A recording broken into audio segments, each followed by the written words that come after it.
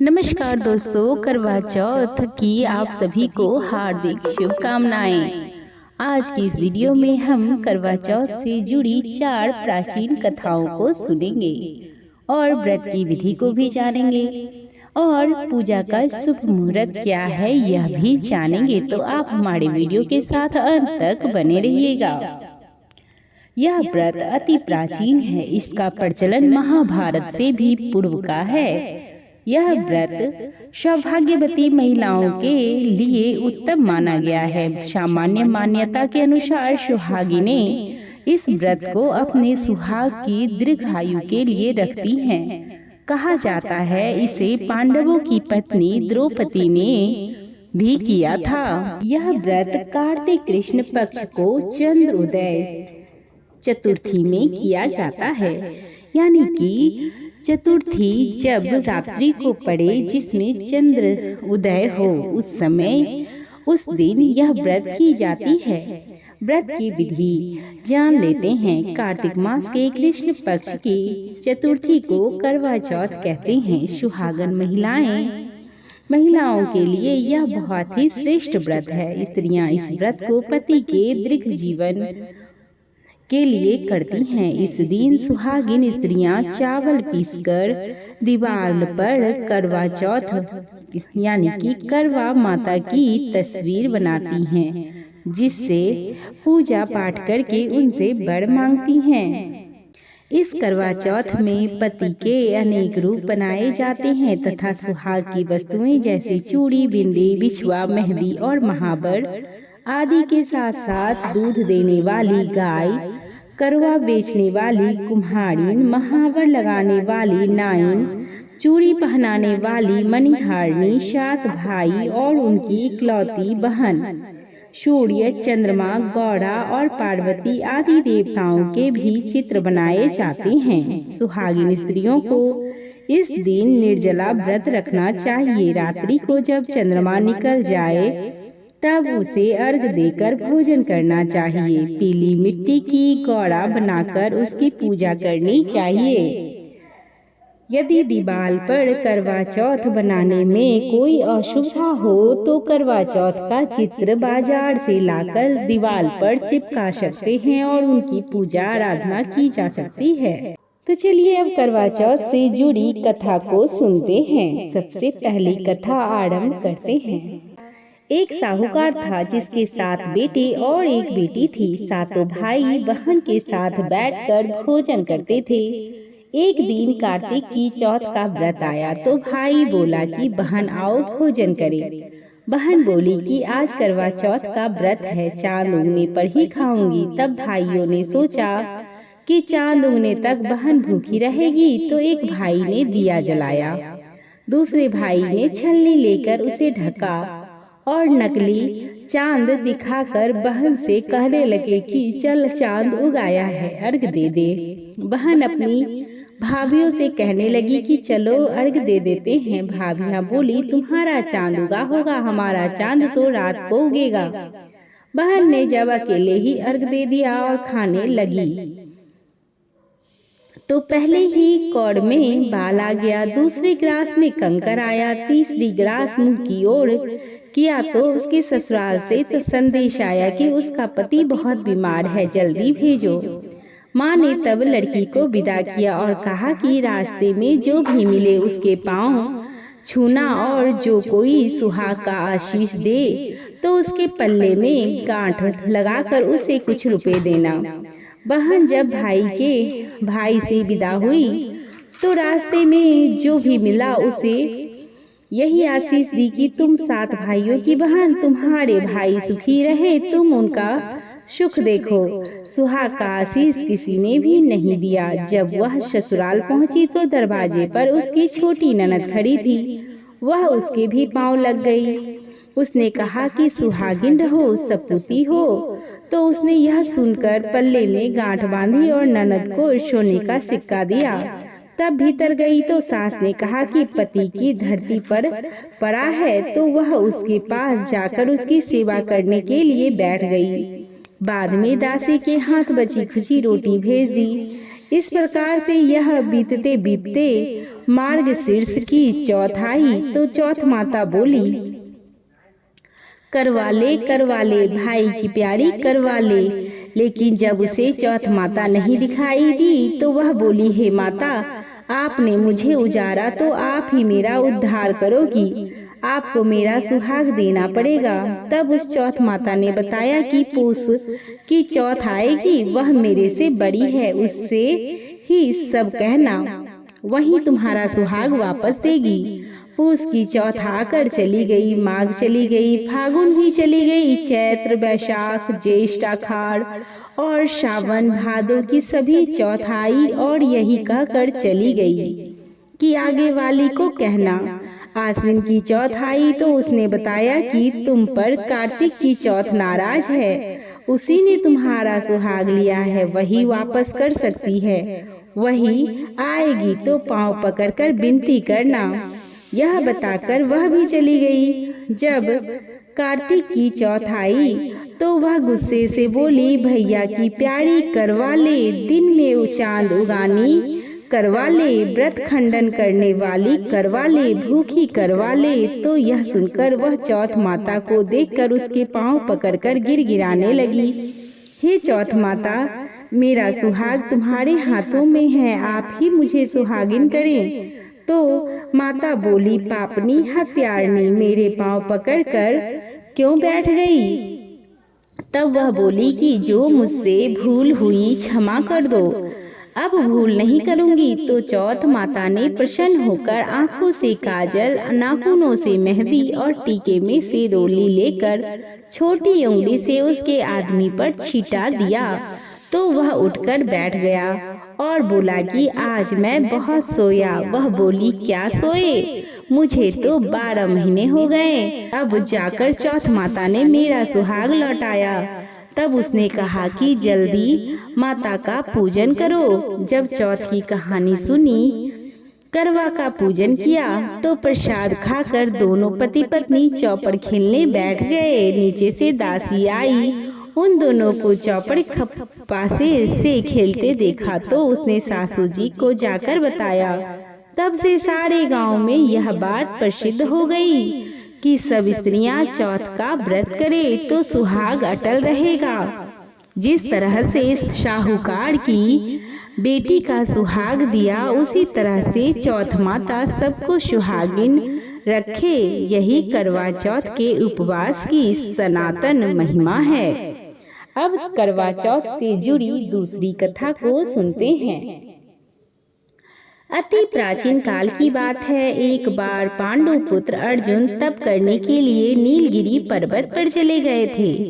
इधर पांडवों पर उनके मुसीबतें पहले से ही थी। उससे द्रौपदी ने शोक विहीन हो कृष्ण की आराधना की। कृष्ण उपस्थित हुए और पूछा, कहो क्या कष्ट है तुम्हें? प्रभु, द्रौपदी ने हाथ जोड़कर कहा, मुझे क्या कष्ट है, आप तो स्वयं जानते हैं, आप तो अंतर्यामी हैं। मुझे कष्टों के बोझ से बेहल कर दिया है। क्या कोई ऐसा उपाय है जिससे इन कष्टों से छुटकारा मिल सके?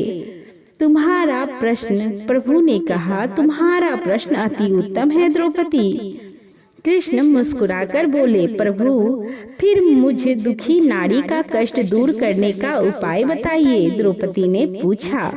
यही प्रश्न एक बार पार्वती जी ने शिव जी से किया था। तब श्री शिव जी ने करवा चौथ का विधान बताया था। फिर प्रभु करवा चौथ की जानकारी मुझे भी दीजिए और उसकी कथा कहिए। तब श्री कृष्ण ने एक पल सोचने के बाद कहा, दुख सुख तो संसारिक माना जाता है, प्राणी उसमें सदा ही लिप्त रहता है। मैं तुम्हें अति उत्तम करवा चौथ का व्रत की कथा सुनाता हूँ, इसे ध्यान से सुनो। प्राचीन काल में गुणी, विद्वान, धर्मपरायण एक ब्राह्मण रहता था। उसके 4 पुत्र तथा एक गुणवती सुशील पुत्री थी। पुत्री ने विवाहित होकर चतुर्थी का व्रत किया, किंतु चंद्रोदय से पूर्व ही उसे क्षुधा ने व्याध कर दिया था। इससे उसके स्नेही भाइयों ने छल से पीपल की आड़ में कृत्रिम चंद्रमा बनाकर दिखा दिया। लड़की ने अर्घ दे भोजन कर लिया। भोजन करते ही उसके पति की हृदय गति बंद हो गई। इससे दुखी हो उसने अन्न जल त्याग दिया। उसी रात्रि में इंद्राणी भू विचरण करने आई। ब्रह्मानी पुत्री ने उसे अपने दुख का कारण पूछा। इंद्राणी ने बताया, तुम्हें करवा चौथ व्रत में चंद्र दर्शन से पूर्व भोजन कर लेने से यह कष्ट मिला है। तब तक लड़की ने अंजलि बांधकर विनय की कि इससे मुक्ति होने का कोई उपाय बताइए। इस पर इंद्राणी ने कहा, यदि तुम विधि पूर्वक अगली करवा चौथ का व्रत करो तो तुम्हारे पति पुनः जीवित हो जाएंगे। कन्या ने ऐसा करने का वचन दिया तो उसका पति स्वस्थ हो गया। इस पर उस कन्या ने वर्ष भर प्रत्येक चतुर्थी का व्रत किया और अखंड सुहाग प्राप्त किया। श्री कृष्ण ने कहा, हे द्रौपदी, यदि तुम इस व्रत को करोगी तो तुम्हारे सभी संकट टल जाएंगे। इस प्रकार द्रौपदी ने यह व्रत किया और पांडवों सहित सभी क्षेत्र में विजयी हुए। इस प्रकार सौभाग्य, पौत्र आदि और धन धान की इच्छुक स्त्रियों को यह व्रत विधि पूर्वक करना चाहिए। इस व्रत में भगवान शंकर की आरती की जाती है, उनके परिवार की पूजा भी की जाती है। इसी के साथ करवा चौथ की दूसरी कथा पूर्ण होती है। अब तीसरी कथा सुनते हैं। आप अगर हमारे चैनल पर नए हैं तो चैनल को सब्सक्राइब कर लीजिए, बेल नोटिफिकेशन को भी ऑन कर दीजिए ताकि मैं जो भी वीडियो डालूं वह आप तक पहुंच सके। और अगर चैनल पर नए हैं तो चैनल को लाइक और शेयर भी कर दें। तो चलिए करवा चौथ की तीसरी कथा को सुनते हैं। एक ब्राह्मण परिवार में 7 बहुएं थी। 6 बहुओं के मायके वाले बहुत अमीर थे, इसी कारण ससुराल में उनका बड़ा मान था। परंतु छोटी बहू के मायके में कोई न था। वह घर का सारा काम करती, सबकी सेवा करती, पर कोई भी उससे प्यार नहीं करता। सभी दुत्कारते रहते थे। तीज त्योहार पर भी जब उसके मायके से कोई न आता तो वह बहुत दुखी होती। हर वर्ष की तरह इस वर्ष भी करवा चौथ का व्रत आया। अन बहुओं के मायके से उनके छोटे भाई करवा लेकर आए, पर छोटी के मायके से में यदि कोई होता तो करवा लाता ना। सास भी छोटी बहू को ही खरी खोटी सुनाती थी। वह दुखी हो घर से निकल पड़ी और जंगल में जाकर रोने लगी। एक नाग बहुत देर से उसका रोना सुनता रहा। अंत में वह अपनी बिल से निकल आया और छोटी बहू से पूछने लगा, बेटी क्या बात है, तुम रो क्यों रही हो? छोटी बहू बोली, आज करवा चौथ है, मेरा कोई भाई नहीं है। यदि मेरा कोई भाई होता तो आज जरूर करवा लेकर आता। नाग को छोटी बहू पर दया आई। नाग ने कहा, बेटी तुम घर चलो, मैं अभी करवा लेकर आता हूँ। थोड़ी देर के बाद नाग ससुराल पहुंचा। ससुराल वाले इतना सामान देखकर चकित हो गए। सास भी प्रसन्न हो गई। सास ने प्रसन्न मन से छोटी बहू को नाग देवता के साथ भेज दिया।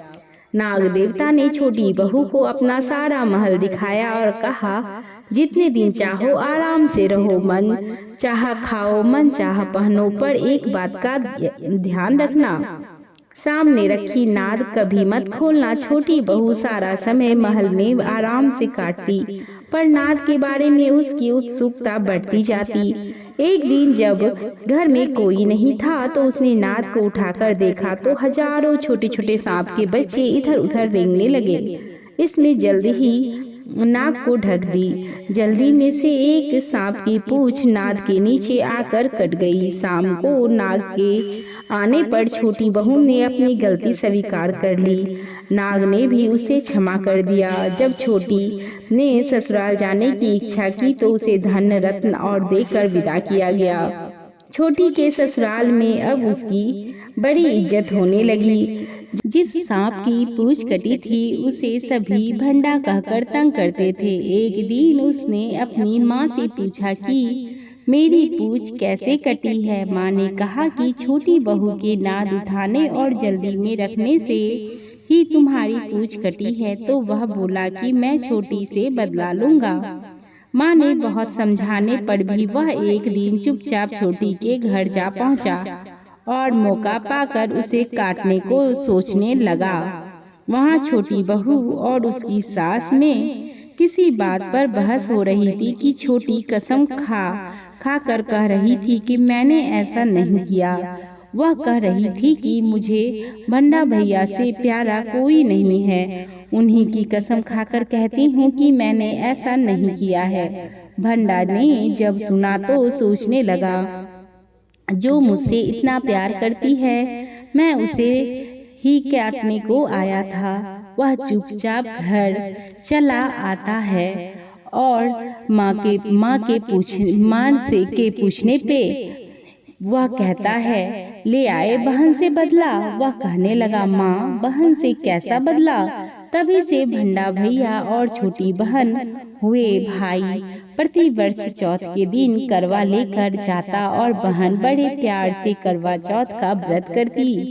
इसी के साथ करवा चौथ की तीसरी कथा यहीं पे पूर्ण होती है। बोलिए करवा माता की जय। अब करवा चौथ की चौथी कथा सुनते हैं। प्राचीन काल में करवा नाम की एक पतिव्रता स्त्री अपने पति के साथ नदी किनारे एक गांव में रहती थी। कार्तिक मास के कृष्ण पक्ष की चतुर्थी के दिन उसका पति नदी में स्नान करने के लिए गया। स्नान करते समय एक मगरमच्छ ने उसके पैर पकड़ लिए। वह करवा करवा नाम लेकर जोर जोर से अपनी पत्नी को पुकारने लगा। उसकी आवाज सुनकर उसकी पत्नी दौड़कर आई और उसने मगर को कच्चे धागे से बांध दिया। मगर को बांधकर वह यमराज के यहाँ पहुंची और यमराज से बोली, भगवान, मगरमच्छ ने मेरे पति का पैर पकड़ लिया है, अतः पैर पकड़ने के अपराध में आप अपने बल से इस मगरमच्छ को नरक में ले जाओ। यमराज ने कहा, अभी मगरमच्छ की आयु शेष है, अंत में अतः मैं उसे नहीं मार सकता। इस पर करवा ने कहा, यदि आप ऐसा नहीं करोगे तो मैं आपको श्राप देकर नष्ट कर दूंगी। यह सुनकर यमराज डर गए और उस पतिव्रता स्त्री करवा के साथ जाकर मगरमच्छ को उन्होंने यमपुरी भेज दिया और करवा के पति को दीर्घायु प्रदान की। उसी दिन से यह करवा चौथ व्रत मनाई जाती है और सुहागिन स्त्रियों के द्वारा व्रत रखा जाता है। हे करवा माता, जैसे तुमने अपने पति की रक्षा की, वैसे सबके पतियों की रक्षा करना। बोलिए करवा माता की जय। करवा माता की आरती। ओम जय करवा मैया, माता जय करवा मैया, जो व्रत करे तुम्हारा पार करो नैया। ओम जय करवा मैया, सब जग की हो माता, तुम ही हो रुद्रानी। यश तुम्हारा गावत जग के सारे प्राणी। ओम जय करवा मैया। कार्तिक कृष्ण चतुर्थी जो नारी व्रत करती, हो मैया जो नारी व्रत करती, दीर्घायु पति होवे दुख सारे हरती। ओम जय करवा मैया, दीर्घायु पति होवे दुख सारे हरती। ओम जय करवा मैया। होए सुहागिन नारी सुख संपत्ति पावे, हो मैया सुख संपत्ति पावे। गणपति बड़े दयालु विघ्न सभी नासे। ओम जय करवा मैया। करवा मैया की आरती व्रत कर जो गावे, व्रत कर जो गावे, व्रत उनका हो पूरन सब विधि सुख पावे। हो मैया सब विधि सुख पावे। ओम जय करवा मैया, माता जय करवा मैया, करवा माता की जय।